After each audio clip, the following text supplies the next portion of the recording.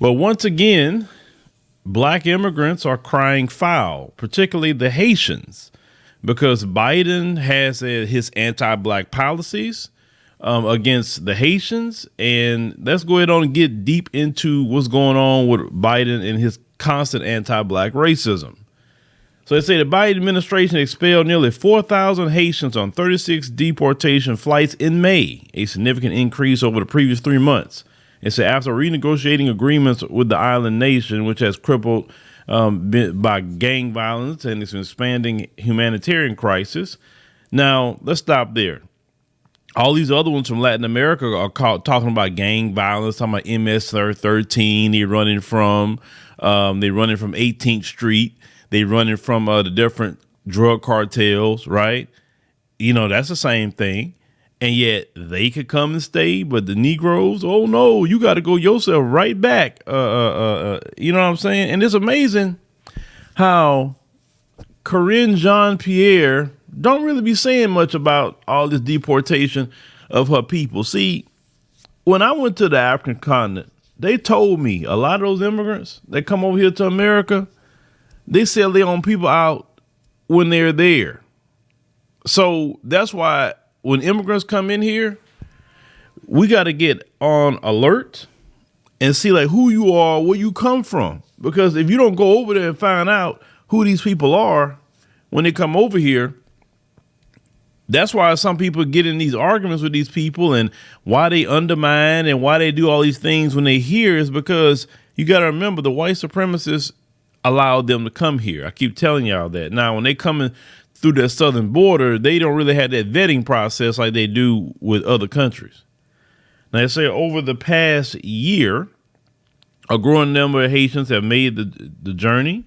It said through the jungles of South America to northern Mexico, then crossing into the United States. It said recently, it said many have been also trying to reach Florida by boat.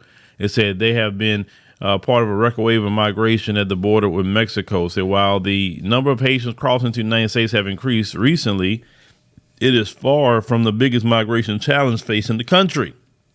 It says it just happens to be one of the easiest for the administration to manage. It says an emergency public health rule has allowed border officials to quickly expel migrants during the coronavirus pandemic. Now, and Eduardo Silva, a spokesman for the Homeland Security Department, said the public health rule applies to migrants from all countries. It is not specific to Haitian nationals. Yes, but you're enacting the rules on Haitians, though. You understand? See, they pick and choose what laws they want to enforce. So you can have whatever law you want on the books, but if they're not enforcing the law, you know what I'm saying? I told y'all, when it comes to black folk, no matter where you come from, they're going to enforce the letter of the law on you because black people has been chosen in American society to be the permanent underclass. And if a black person comes from a different country, they have a specific mindset and goal with them a lot of times. OK, so even though the black people that come over here and they just excited about getting the education, excited about getting the job, excited about, listen, they're not really even getting a lot if you think about it. I mean, we've done all that and done that times 10. You know, it's more of us here than any other black immigrant. I mean, so, you know, they getting excited and dancing about getting accepted to college or, you know, I mean, some of them, not all, you know, saying, oh, look what we did. I'm like, bro, I mean, we've been doing that for hundreds of years. I mean, that's kind of sad that you're excited about something like that. This is something that happens every day in different nations of the world, going to school, creating a business, you know, building a home, you know, for your family. Even though now in America it's becoming more and more difficult. I saw a particular quote that said that a, you know, good job in a large home, they say is an old flex. They say the new flex, it says freedom. It said location freedom. In other words, you can live anywhere in the world. It say financial freedom. It say, in other words, you got money to do whatever, you know, you want to do. And, you know, things like that. It's was enjoyable and was freedom now, you know, versus that. Because people can't even get a house like they talking about. That's why you have so many renters, because they make it so difficult. And the government can actually change that, you know, because they do have a FHA program, which the government don't push and promote people to go after. But anyway. So they said the Biden administration either says limited in terms of where it can send flights. For the most part, Mexico will accept migrants turned back from the United States only if they are from El Salvador, Guatemala, Honduras, Mexico, and in limited cases, Cuba and Nicaragua. They say others must be flown back to their countries, but the U.S. border officials have allowed most Cubans, Nicaraguans, and Venezuelans, who make up a significant portion of those recently crossing the border, to stay and eventually face removal proceedings. Their lack of diplomatic relations with those countries prevents the United States from sending flights there. So they get to stay. And not everybody's getting deported because they say, oh, yeah, come back to court. Like, okay, yeah. I'm going to come back to court. And then you never see them no more. Why would they go back to court when they know they're going to be deported? I mean, that's the purpose of coming here. You're not coming here to get deported. So they say the U.S. government also cannot send as many removal flights as it would like to countries with which it has strong diplomatic ties. All deportation policy relates to foreign policy. They said that, but some say that instability in Haiti, especially since the assassination of the former president, has made it relatively easy for the U.S. government to send flights there. It said at one point last month, Haitians represented about 6% of the migrants crossing the border with Mexico, but occupies 60% of the expulsion flights, according to flight records and internal border data. Oh, okay. So, like I said, we know Biden has been anti-black for years, but black folk, black American folks, and also black immigrants who are legal to vote, yeah, what you went done, you ran in that. Now, see, what I want to know is, if this was Trump, because you got to be fair, if this was Trump, what would the headlines be? They would call Trump a white supremacist. They would say, look how hateful he is. Because look, see, 60% of deportation flights were black folk. But when these white Democrats do something, black folks are quiet. They don't say much about it. It don't matter if it's done to Haitians. It don't matter if it's done to black Americans. Don't matter. Anything the Democrats do that is racist to black people are silent. Black people are extremely, extremely silent. Why? Why are you so silent? If racism and white supremacy is wrong, then call it out. Oh, you're only going to call it out when it got an R in front of their name. It doesn't make sense. So racism is cool when it's your liberal slave master. That's fine. Okay. Because that's kind of the policy that a lot of y'all have been setting. And I just want to know why. Biden and Kamala, both of them, she's supposed to be so-called black, right? 1 minute she's black, 1 minute she's Asian, next minute she's black. I mean, I'm like, chick, pick a struggle, I mean, some people need to start saying that. Nah, you got to pick a side, chick. You can't play both sides. You cannot play both sides. And it look like you want to be more Asian than anything else, so go over there. Don't be coming around us talking about, I'm black like you. No, you're not. Because when you start talking about you're Asian, you ain't. No, because black folk who have an Asian parent and understand how America works, they're going to say they black. They say, yeah, my mom is Asian, my dad is Asian, whatever. But in this country, I'm black. So I got to rock with my people. You know what I'm saying? Because I would never be viewed as an Asian. No matter what my features look like, I'll never be viewed as an Asian. And Kamala is not no freaking Asian because nobody going to view her as an Asian. No Asians look like her. Anyway. So they say the situation in Haiti, has worsened over the past year. They said that the International Organization for Migration, the largest non-government aid group there, said that there were more than 200 kidnappings in May. Poverty is everywhere, and nearly half of the country does not have adequate access to affordable and healthy food. But Biden sent the people back there, and they know this. They can care less because they are black. But them other ones that come from south of the border, they ain't sitting, man, hey, the Ukrainians, come on, we got checks in a bed and jobs for you. Them Afghanistan, same thing. Hey, come on over, they had men fighting to get on them, grown men fighting to get on the planes over women and children. So it says, in September, the Biden administration gave the organization $13.1 million intended to help Haitians get off expulsion flights. It said providing cash and other assistance to help them reintegrate. Many have been living in countries in South America for years before making the journey to the United States. They say the systemic issues that drive migration out of Haiti are expected to come up during the Summit of Americas in Los Angeles.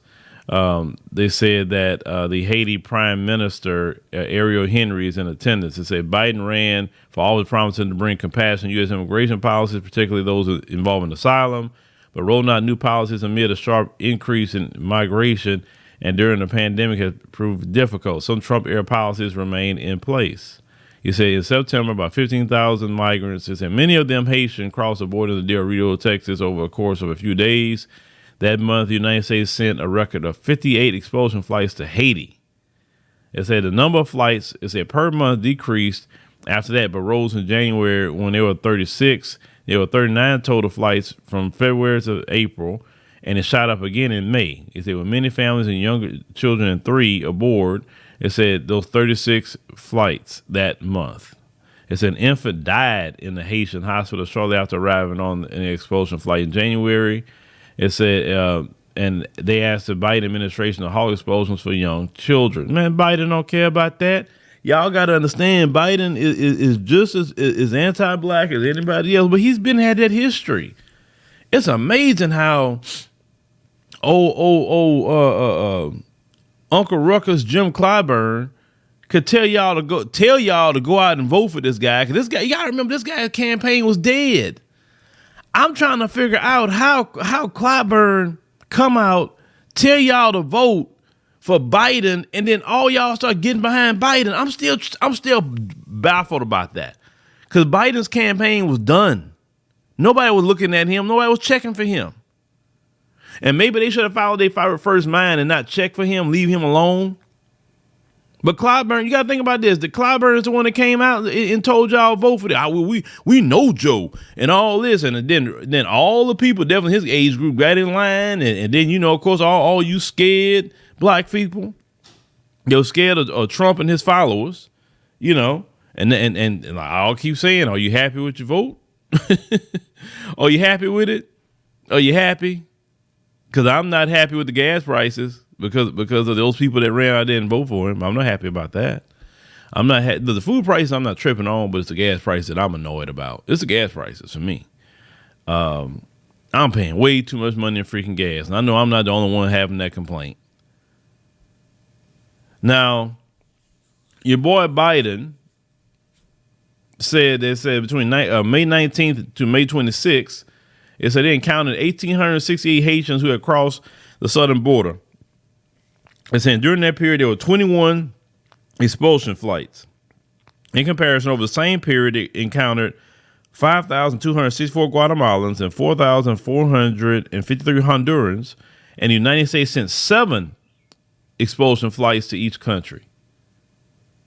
7 to each country. So it's not many, but he made sure to send them Haitians back. He made sure of that. They say that Haiti can do nothing to slow deportations. That's what they said. Because right now they really don't have a government that can, really clamp down on some things. Because we know that at the time it was 2 things that was happening with the former president of Haiti. One, he didn't want their medication. You know what medication I'm talking about. 2, he was demanding reparations from France for what they did. And we know France is a NATO member. This is why France is allowed to do the things they're doing in the African continent. That's why the biggest movement that can happen right now in West Africa would be an anti-France movement, which that has been stirred up a lot. We see with the brother in Mali getting their behind out of there. But they all, click together. And, Haiti has always been a sore spot, with the white supremacists. A sore spot. And the reason why they can do all this stuff to them is look how close they are to them. You know what I'm saying? I mean, they make sure to keep Haiti, in a horrible, horrible condition. Okay. That's why I don't understand anyone who immigrate here. If you do the research on why their countries look the way they look, I don't understand why you would even come here and try to side them folks. Like, black folks here ain't never done nothing against you. Never. We ain't got your country looking no way. We actually will unify and help you. But I want people to see who the one that's doing everything. I just want people to see. We saw it, but at the same time, and this is another issue and problem. All these things that Biden is doing actually wouldn't be going on if people that came here just got immediately on code with Black America. See, this is why when you immigrate to America, you got to get on code with Black America completely, folks. Those who immigrate here. You got to put aside that tribalism and whatever the white supremacists and told you in the immigration office by Black Americans, because you're going to come into a country, you coming into a white supremacist system that you wasn't really living in per se, but you was affected by, especially Haiti, right? You come in here and then we get people like Corinne Jean-Pierre, when she's asked about reparations, she starts bucking her eyes. She seems like she was very offended that they was asking her about reparations. See, this is the Haitians that we're getting to see, right? And this is the ones that white America want to keep. It's like the Corinne Jean-Pierres. No, I'm not saying all Haitian people feel like her. Hell no, I'm not saying that. But what I'm saying is to all immigrants who have moved into this country, it is imperative. And I'm just being your brother that's warning you because I'm the more sensible brother. We got people that's very extreme now, against, how they feel. And I'm more the diplomatic, brother that believe in trying to work with Black people globally and stuff like that. But there's a group of Black people now that don't want to hear no talk of it. Right. So I'm just trying to get you to understand some things. You immigrate to this country. We've been talking about anti-Black racism forever. I don't see why some of you think that you're going to be absolved from that. There's no amount of education that can prevent that. There's no kind of, I'm going to go along to get along to prevent that. Listen, Black folks have tried everything they can to get along with these people. They have went along to get along. They have raccooned. They shucked and jived. They say, well, I'll be poor just so he can leave me alone. It's like we've been successful. It don't matter what it is, right? We educated, still getting educated all the time. We're doing great. No matter what spectrum that we are in, the white supremacists can't stand our Black behinds. You understand what I'm saying? And let me speak about the education thing. Black people been getting educated forever. Black people have excelled. Black people have innovated in America. Many inventions today if you took Black people out of America and all their inventions, this place would be completely third world, or just destitute. Let me not use the word third world. Destitute, right? When some people come here and get so excited about getting accepted to an Ivy League school, Black Americans been doing that forever. When people say, oh, well, I'm successful, I got an education, I got this and that and third, Black Americans been doing that forever. Don't allow education and maybe a business or a home try to cause division, with the people here, because you need Black America, Black immigrants. Some of you really thought that you could separate yourselves. And I see the separation. So it's not like I'm not saying, because in your homelands, you practice tribalism. And I'm warning you before it happened. The Haitians are already experiencing it, but it's going to happen to all of you. All of you about to feel that vice grip of white supremacy, because they looking at it as a lot of y'all in here too. You got over 4 million Black immigrants here now. Not just Black Americans, but now Black immigrants. And what they upset about, definitely on the right wing, is that, they talk about the great replacement theory, is that they mad about y'all being in here, but they also the other ones that's coming in here too, right? But Black folks has been selected to be the permanent underclass. And the reason why they kind of like immigrants coming in, because they could deport y'all behinds. But this is an issue for them. When your parents have a first generation, they can't deport them. So that's how it's becoming an issue or problem even with y'all. And they're going to start making more of an issue about that. Now, this is, like I say, this is clearly anti-Black racism. I mean, I completely agree. This is anti-Black racism in what they're doing and what Biden is doing. But the reason why you don't have Black people screaming about it and actually putting a stop to it is because it's kind of come to a head now, all the tribalism, that's been going on. And I can honestly say Black Americans, we have always been loving. We have always been open arms. Sure, some people just, like I say, I gotta admit, some of us are just ignorant because America makes us ignorant. We don't know about other people's cultures. We don't know about people's dress. We don't know about people's languages. Listen, America makes all Americans very ignorant to other people's culture. I mean, unfortunately, I'm just admitting it. So some people say, oh, when I was in school, they teased me about the way I talk. Yeah, that sounds about right. Because this country teaches us to be ignorant and not to expand our culture, to expand our learning of other cultures. Oh, they tease me about it. Listen, I always tell you, teasing, it happens to all. They tease me too. Some people say, oh, well, they call me African booty scratcher. And I tell them all the time. I mean, one of them had on the show, they told me that. And I say, guess what? They call me African booty scratcher too. And I was not born in Africa. I was born right here in America, in Texas. My parents were born in freaking Texas. My grandparents was born in Louisiana. You know what I'm saying? I say, so they call me African booty scratcher. Why? Because I was dark skinned. So that happens in American culture, especially Black American culture. You will get roasted. Either you learn how to roast back, or they just go mess with you. They're going to roast you about your clothes. They're going to roast you about your hair. They're going to roast you, about your skin color. They're going to roast you about everything. That's just how it is. I mean, and some of y'all allow that, carrying that mess till you're 40 years old. When I came over here, they called me African booty scratcher. I'm like, okay, and how old were you when that happened? Well, I was 7 years old. And how old are you now? I'm 35. I'm like, are you serious? That really hurt your feelings. That, I've been called all kind of things. I've been called Blackie, but I'm talking about black folk. I ain't talking about no white folk. I've been called Blackie. I've been called Black as Night.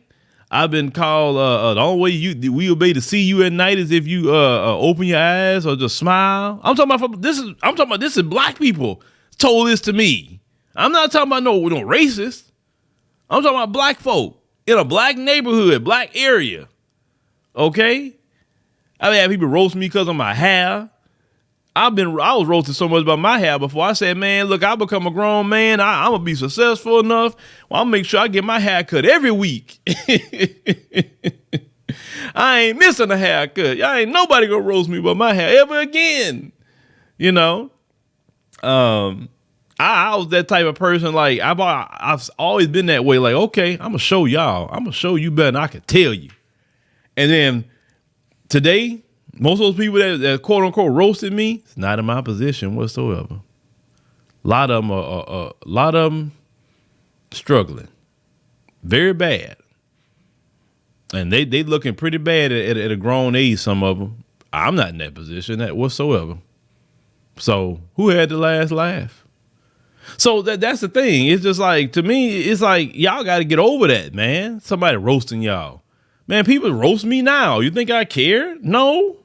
I mean, people try to roast me on video. Okay, roast me on video. I'm cool. I'm not going to respond to it. I'm not going to say anything. I view that as marketing that I don't have to pay for. Even if you're talking negative about me, I understand the human psychology. Some people are going to agree with you and whatever the case may be. Some people are like, I don't even know who that guy is. Let me go find out who he is. And then when they finally come over to see who I am, one or two things is going to happen. Either they're going to see me and say, yeah, I agree with that person. I don't like that guy. Or they can see me and say, I don't even know what that guy is talking about. I think they're kind of hating. I actually like what this guy is talking about. And now I got a new person to watch my content. So people can make videos about me all day long. I'm cool on that. I'm so cool on that. Marketing wise, that's free marketing for me. So y'all got to get over that. But y'all gonna see as this country clamp more down, the Peyton Gendrons of the world and all of them, like I say, he wasn't targeting people just because they black American. He just saw black folk and he was attacking. Y'all got to get over that. And y'all got to understand, y'all better work with black America, especially living in this country. Now, if you don't want to do something in your own country, that's one thing. But when you here, You're gonna see the problem. The problem is separating. You're gonna see that. Black America, just where they at right now, they will not tolerate any separation right now. So either you're gonna be on code with Black America, and that will be wise, or you could kind of just be out there on your own. And and when something happened to you, Black America is just going I mean, you didn't rock with us like that. So what do you expect? I'm just telling y'all. Look at the other Congolese immigrant, that Patrick Loyola guy, right? They just charged a race soldier, but do you see a big uproar about that? No. Why don't you see a big uproar about it? Not because it's not horrible what happened. I mean, I covered the story. It's horrible.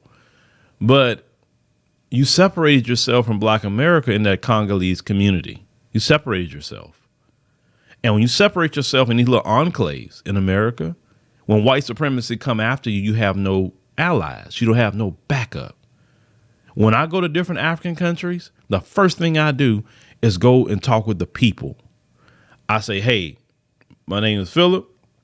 Brother, how you doing? Sister, how you doing? I'm just, I'm enjoying the place. I come with a, humble spirit, and I tell people where I'm from and try to connect with the people. I don't go to nobody's country and say, I ain't trying to be around them people. Like, I don't know where y'all get that from, but that's going to be y'all detriment. And this is why this is happening. It's going to continue to happen until you realize that I got to be on code with Black America. You are not white. You will never assimilate into whiteness. You're not classified as white. You're not. So if you want to have a decent, productive life where you have at least some covering, get on code with Black Americans. Support what we support. We say reparations. All you need to say, hey, man, I support my brothers and sisters getting their reparations. That's it. You don't need to be giving no commentary about why you don't think it should happen. It's no commentary. Just like me, if I'm going to a freaking South Africa and they're talking about reparations for apartheid, I'm not going to go over and say, well, I don't know about that. I ain't got nothing to say because I will stay in my place. I don't think I would say, hey, your brothers and sisters get y'all checks. I don't think I'm not going to say a crap. But I understand to know how to be a brother. I know how to stay in my lane and just be supportive of people when I'm somewhere. And y'all let these, white supremacists gash y'all up to be against us. And then they not telling y'all they're going to be turning on y'all because they're going to be against y'all then quicker than they're going to be against the people from Latin America. Understand, no matter how much French you speak, it don't matter how much Swahili you speak. It don't matter if you speak Pidgin, Twi, or anything else you're speaking. Don't matter. Actually, they get more offended with you because you speak a different language. They hate that. The white supremacists hate anybody who speaks a different language, but really get a bug up their butt if it's a black person speaking a different language. Oh, they hate that. They can't stand that because y'all hella dangerous to them. Why you're dangerous? Because in their mind, you could plot against them and they won't even know it. You can be plotting in their face. That's why they get real dangerous. They don't like black folks, American folks, even huddling up by ourselves, having conversations, and they getting threatened by it. You can look at your job, 3 or 4 of y'all talking. It can be about the freaking NBA finals. And they feeling all threatened by 3 or 4 black people talking. Black people being expressive. Some black people use their hands a lot and all that when they talk. Some black people do. And they view it as y'all plotting to take over something. And here they come over there trying to get in your mix and all that, but see, y'all talking. They can't even get in your mix. They don't understand your language. Most of them. Now, some of them that's traveled a little bit, they may picked up on your language, but for the average rank and file white American do not know no other language. And the rank and file black American don't know no other language either. So let me make sure I put that out there. But learn from Jim Crow Joe. Learn. You're not special. You're not different.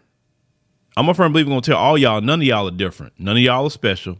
I'm talking about all black folk. I'm talking to all. None of you different. None of you special. We all the same in people, period. In the eyes of white supremacy, we all the same. Now, y'all want to keep arguing with this tribalism. And we ain't got nowhere with it. I keep saying that. We have not got nowhere with freaking tribalism.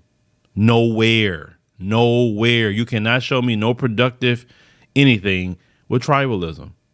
Hell, we practice tribalism even in our own Black American culture, with religion, with class. It's just education, non-education. It's dumb. Like, it don't matter about all that. We need to get together even in Black America and work with each other. I don't have to personally dislike everything about your personality to work with you, because I'm not living with you.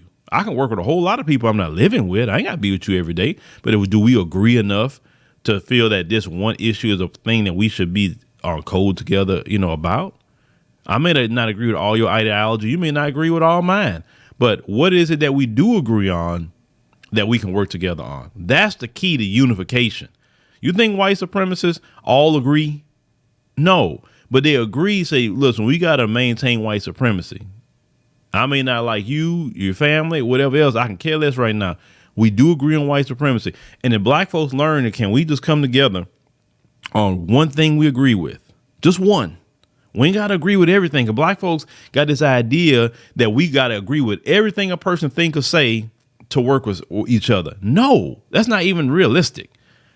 If we could find one thing we agree with, one, and work with each other on that one thing and say, look, we're going to keep the conversation on this one thing, and we hella agree with that, right? That's what we need. Now, once everything's over with that we need to fight, then we can go our own separate ways and do our own separate things. That's fine. But while this one thing is ahead of you, let's stick together on that. Like I say, unification is really not that hard.